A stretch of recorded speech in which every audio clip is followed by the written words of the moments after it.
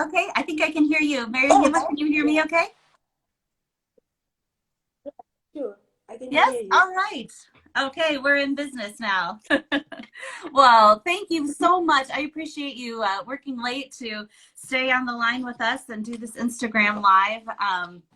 I'm Jessica Love. I'm Executive Director of AfricAid, and I have the extreme pleasure of working with Mary Rahima Mukambo, who leads up the measurement, evaluation, and learning efforts for our partners, GLAMI in Tanzania.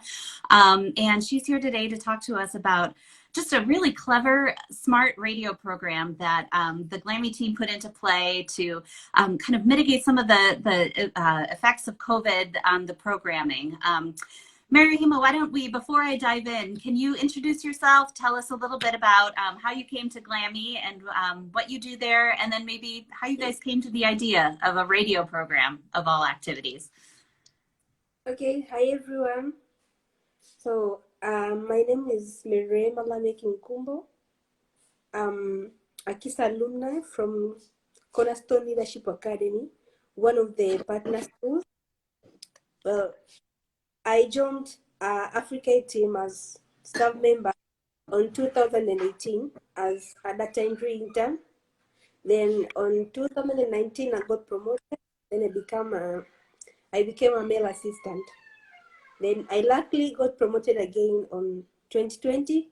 Then I'm working as a male coordinator right now. So I'm approaching my third year working with GLAMI as in male department.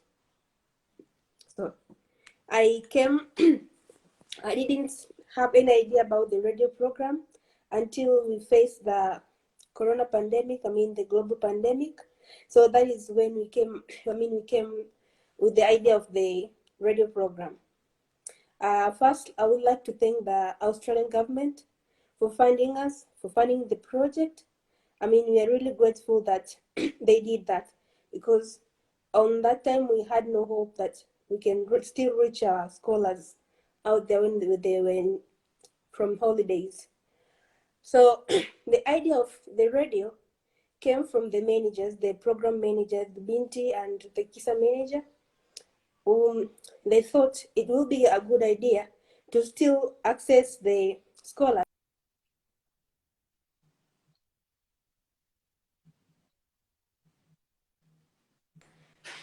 once a week, each class once a week. So after Corona came, we could no longer visit the classes, the scholars. Then the idea came that we should be mentoring through the radio session. So Jess was the one to initiate the proposal. So after Jess went away, Jess used to be the male director at GLAMI. So after she went away, I took the chance and led the program. Yeah. Well, I thought it was such an interesting idea when you guys shared that with us. And I want to talk a little bit about the program design, because I think you incorporated a couple different elements. And I think first and foremost, it was to sort of fill in the gap between mentoring sessions. You had pared back a bit due to COVID, going every other week to see the girls instead of every week. And so this weekly radio program really helped to fill that gap and keep the girls engaged in the programming and in all of the mentoring curriculum that you had been teaching them. And I thought the way you designed the program was really interesting, focusing on a couple different topic areas. And each week you incorporated, I think it was a mentor and a scholar into the programming. Can you talk to me a little bit about that and how you designed it that way, and what the role of the scholar was when you went on the radio, and about some of the topic areas? I think there were 4 key areas, if I remember correctly, that you focused on throughout the program. Sure. So the content was supposed to be the Binti and the Kisa content compiled together, because we could not separate the two contents in 2 different sessions. So we only had 1 session per week, the 30-minute session, but it was compiled with the Binti and the Kisa topics. So we had to come up with 1 topic each week. So the idea was to, on every Tuesday, we were sitting for the content creation. So the managers were in charge of content creation. Then on Wednesday, it was the day that when we go to the studio and record the mentor. So most of the presenters, I can just say almost 99% of the presenters were the mentors, the GLAMI mentors, both Binti and Kisa mentors. So they we were choosing them randomly and voluntarily, so they volunteered to come and record the session. So we give them the content, and they go to the studio and record the session. But after recording the session on Wednesday, on Thursday, we were supposed to go and find scholars who can testify about what they know about that topic shared. Let's say the topic was leadership. Then we go to a class, and mentors would randomly choose the sample of 3 to 4 scholars who can just voluntarily speak about what they know about the topic, the changes that topic have made in their lives, and what they want other people to know about that topic. That is when it was almost every session we were doing that, except the live session that we could no longer, we could not involve the scholars in the program on that live session. But most of the times we had to call the scholars to testify or speak about what they know about the program. What they know about the topic shared or the program, whether it's Binti or Kisa.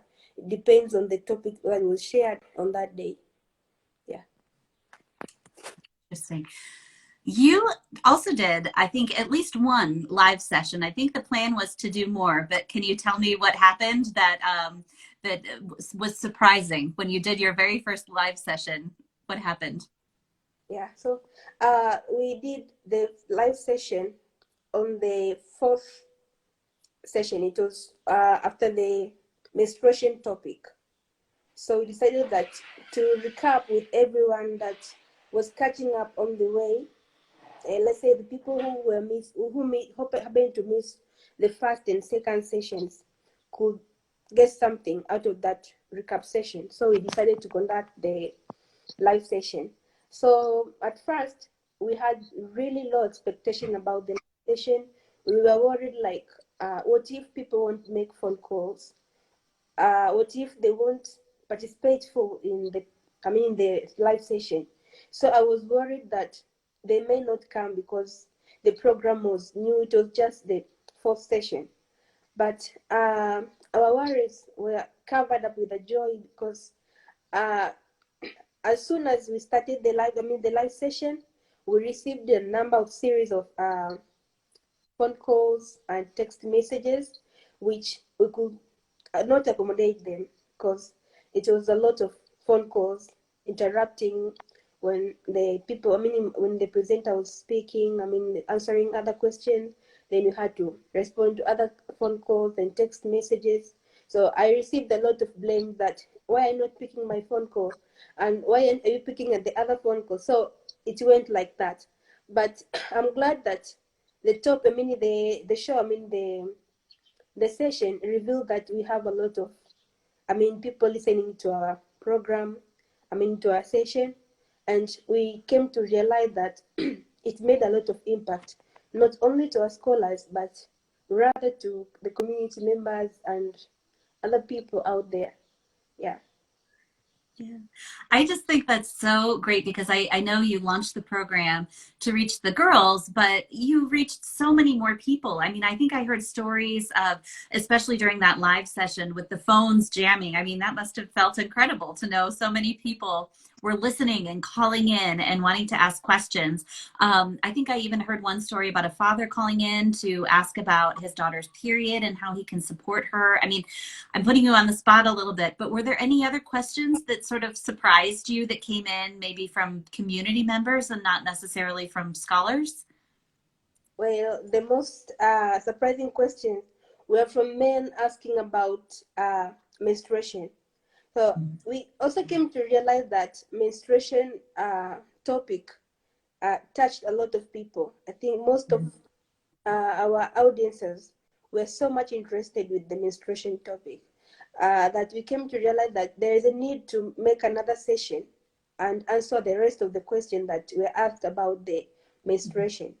So we called the nurse, the uh, professional expert about the of the health, and she came and talked about the and answered the rest of the question that were not answered on the live session. So the next session was all about the answering the question that were asked about the menstruation periods and everything about health. So the most surprising question were from this man asking about uh, it's a very crazy question that he was asking if uh, menstruation, I mean, I don't know how to frame this question, but it was he was asking for the girlfriend. So he was asking like, can he have sex with the girlfriend who is in menstrual period? And that was very surprising because I never thought I will receive such kind of question, but that is Yeah. oh That's really yeah. interesting because one of the things that I think is so important about the GLAMI curriculum is that it's extracurricular, it's not academic in nature, but girls do succeed in the classroom. They stay in school, but they also are empowered with health information about their bodies that they don't get elsewhere. And it sounds like the community is really hungering for that kind of information too. So it's great that so many could benefit um, from the program in that way. I want to move. Well, I guess first, maybe tell me a little bit about how the scholars reacted during the course of the program. What did they think about hearing their mentors on the radio, and how did it help you keep them engaged, do you feel? Okay, first of all, as scholars were really excited about the program before it even started because we first took the flyers and banners to the schools. So the fact that we just took the flyers and banners made them really excited about the program. Then hearing their mentors speaking from the radio, it made them feel like it's something really big, like it's happening to them. So they are very excited about the program, and I'm glad that most of them were listening to the program, and uh, most of them were testifying that the program made their communities realize about the program. I mean, the Binti and the KISA program. So they are very excited about the program. Scholars were very excited, and I'm happy that they were that way. And another thing is choosing, the scholars to speak on the radio were like an opportunity to them to get to demonstrate their confidence, their braveness. So when I went to school and choose the scholars, for the recording, most of them were like, I need that chance too, I need that chance. So most of them wanted to speak, but we only have limited chances, so we could not accommodate everyone. Yeah. Yeah, that's great that everyone was so willing to raise their hand and jump in. I want to read one comment, and I want to move to the focus groups next that you conducted after the radio programming end and the feedback you heard from scholars and community. And I just want to read one quote from a girl who's enrolled in the program, and she said, "There were times after school opened when I thought that the world was coming to an end. Coronavirus was a threat, and I had a lot of dreams that I wanted to achieve, but an outbreak of corona made me lose a lot of hopes given the fact that GLAMI mentors were visiting us only twice a month, unlike the usual timetable. But," she says, "when Sapari Binti came, I was really motivated to start afresh and have my hopes again. I consider myself a change maker, and I believe that I'm a leader. I am not afraid of taking any action to save my community." I thought that was just such a great quote. What else did you hear during the focus groups from scholars who participated in listening to the programming? Well, I can speak apart from a focus group. Let me speak about the most significant change stories that are collected from this man from Arusha. It was very impressive that he said that the Safari Binti um, made him realize that girls can have potential because he had a lot of number of girls with the boys in her family, in his family, but he at once he had no hopes with the girls until Safarability came to I mean it came to I mean to his attention. So I wanted to speak about this most significant change story instead of the focus group discussion, because it came across my mind and I didn't want to forget about it, so that I had to just share it. So Yeah.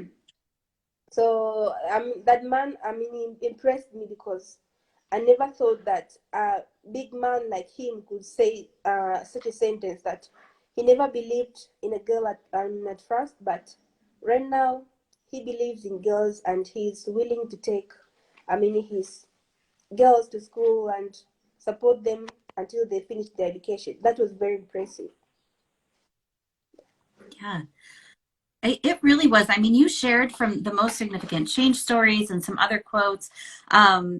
Yeah, there's one father, I think this is maybe the same man, who just happened to stumble upon the programming. He was trying to look for his radio program, right? A man named Moses, and who had several daughters and just one son. And he said when he found the program, he thought it was ear catching because he's always looking for things about girls because he worries about girls getting pregnant, and he thought that they were weak. And just to your point and everything you said, I just want to read the quote you shared with me in the thing since I have it here. He said, "I came to realize that girls are capable of doing what boys can do, that there's no limit to what they can do. And I noticed this by listening to the girls' testimonies on the sessions." I just, the fact that he stumbled upon that program, his daughters have nothing to do with GLAMI. The reach of this radio program, that was one of, I just love that story. And I think there were several like that. You also heard from several parents that maybe didn't quite believe as much in their daughters until they got a chance to hear this programming. Can you talk a little bit about the parents and some of the feedback that you received from parents of the scholars who listened in? Okay, there was this parent that impressed me, and so he was a male parent, a father, who uh, he was a gate man, I mean, a watchman. So he once listened to the radio program in the Safaria Binti. Then I was impressed with the fact that the next time he organized all his family and listened to the radio, I mean, to the session. And from there, he started listening and with his family, and his family had nothing to do with GLAMI too, because he had no child who was a scholar to our program or anything. But the fact that he appreciated the program to convince his wife and children to listen to the radio was really impressive. So I was really impressed by that parent too. And most of the parents were just, I mean, in the interview, were just happy that they got a chance to to participate and listen to the radio program, because it did not only change, I mean, their daughters, but it also changed their attitudes toward girls or women. So most of them, I mean, confessed, I mean, testified to become more aware of the girls' potential and women potential, and they were suggesting like this program should be continuous, and like we should often, I mean, we should conduct this up to the, I mean, okay. They just were just grateful, yeah.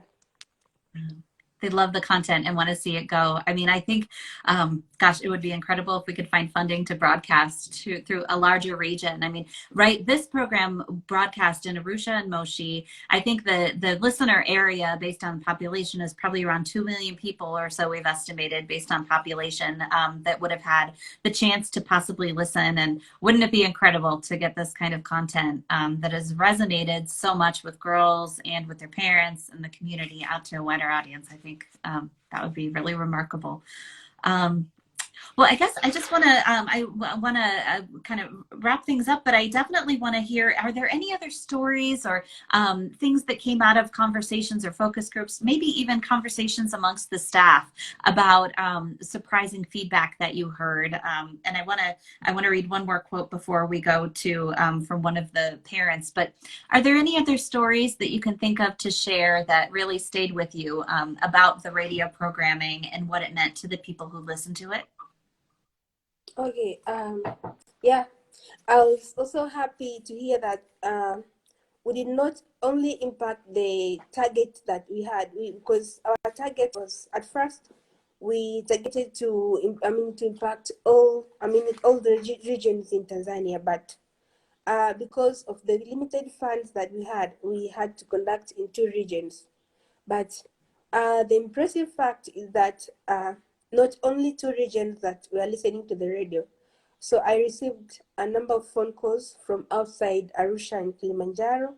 That is when I came to realize that the radio that we chose was somehow had wider frequencies. So that was also so impressive that people are listening from other sides of the out of our target. So that was very impressive. So another stories was stories from scholars. The way they were testifying the topics was everything, because I never thought that, because we were randomly choosing the scholars, but the way they were speaking was like maybe we prepared them like a month ago, but the way they are speaking and from the random sample was just so impressive that they were speaking out of confidence, and they were demonstrating what they have been taught. Because out of the blue, you cannot just choose a scholar whom you don't know and you don't know if they can speak. But when they come to speak, they were speaking like out of the experiences and out of the, out of the changes that they went through GLAMI. Yeah. So we received a number of testimonies from scholars testifying that at once they were shy, they were not confident, but right now after the sessions, after they joined GLAMI as Binti and Kisa, they became confident. They are not shy anymore. So they became taking the responsibilities for their communities and families, and that was so impressive. I was so impressed by those scholars. Yeah. That's great to hear. We had one question I just saw in the comments about whether the past episodes are available as shareable recordings. We do have recordings, and we're trying to find the best way to make them available to folks. But if you want to email info@africaid.org, I can let you know once if we're able to find a way to make those available to folks as well. So. But as I said, I just want to read, there's one more quote that I love from the focus groups. And I thank you so much, Maira, for walking us through all of the scholar reactions and other community and parent reactions. And this is one father of a GLAMI scholar who said, "I had doubts that women can be leaders, but right now I'm beginning to believe that girls are born leaders. I even begin to see that my wife is capable of making huge decisions for the family's well-being." And that is exactly, I think, the kind of impact that you hoped with this radio program would create. And just thank you guys for such incredible work for the scholars and for their families and communities, and just finding this creative solution in a very difficult time. And to echo your earlier sentiments, Maira, just thank you very much to the Australian Volunteers Program and the Australian government for providing the funding for this pilot project. I hope you're listening, because there's a lot of great stuff that came out of it. So any parting words of wisdom, Maira? Any wisdom for other organizations thinking about doing a radio program like this?